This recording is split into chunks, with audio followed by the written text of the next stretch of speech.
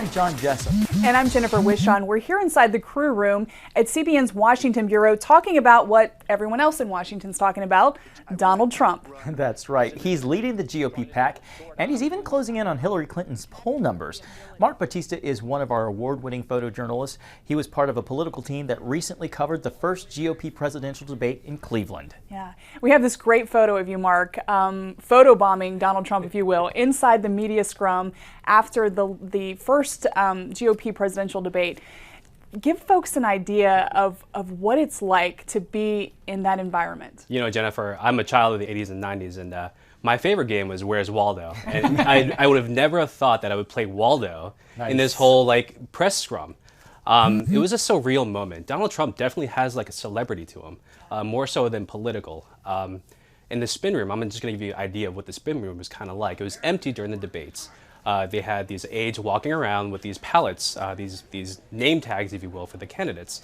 After the debate, we would go in, all the reporters and photographers would go in and just, you know, they would go to the corresponding candidates with their handlers standing by to answer questions, or sometimes even the candidates.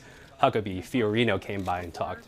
But the second debate, Trump's card wasn't there. Everyone thought that Trump wasn't going to be in the press scrum.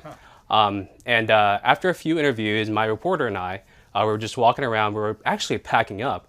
All of a sudden, someone yelled, "Trump!" And it was almost kind of like a surreal paparazzi moment. I was no longer a photographer, like a photojournalist. I was a paparazzi.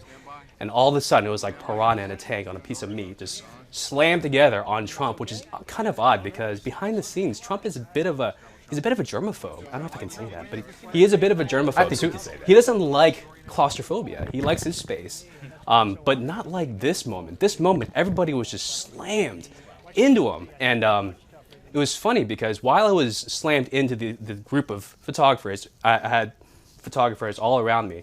I could actually lift my legs up and not even support myself.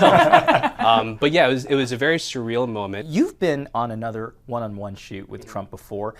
What is your sense? Is what we're seeing and hearing from him the real Donald Trump, or is he just playing up to his public persona? I think that is the real Donald Trump. Even behind the scenes, I remember my first shoot. We took about 30 minutes to set up the shot, got a light set up and everything like that. And he walks in and sits in David's shot. And he just sat there, no questions. Usually when we do two-camera interviews, our interviewees, they ask like, which chair am I in? Right. He just comes and sits down. And I remember he was like, he looked up at the light and he was like, "That's too much light, way too much light." And like he kind of conducted the interview almost. And so yeah, he definitely has that sense of like he's the boss, like in The Apprentice. And I don't know if I guess that's good for a good quality to have in a presidential candidate, but we'll see. Well, you bring up a good point. I mean, it's not always the candidate trying to run the show, but their handlers. And, you know, we're entering this presidential election season, and I know from the last cycle, you show up for these interviews, and you're, like you said, you're trying to set up the best shot, you know, show them in their best light, show your reporter in their best light, and then the handler shows up and says, "No, we can't have this color, we can't have this flower," and they're really trying to control it. How do you handle that kind of pressure? And you're going to be facing that, you know, more and more as the months come. It's just kind of a thing that we do. I mean, we kind of, we go and set up as best as we can, and we actually try to kind of play it up like, oh, you know, this angle looks pretty good, and you know, if it's nothing too off, they're usually fine with it. There's a lot of serious issues that our country is facing, and also we're facing as a world. So your husband and your dad of two, I'm curious what you think is important to consider as America looks toward the future and as we prepare to elect our next leader. I think that's it on the dot. I think it's being a father and a husband, especially a father comes first. I think being prepared for our future. We have to look towards the future. And I think it's too early in the campaign. Right now, even in August, I think it's a little too early in the campaign to tell who's the viable candidate that I would choose. But I think it's going to be a long road. We have 17 candidates.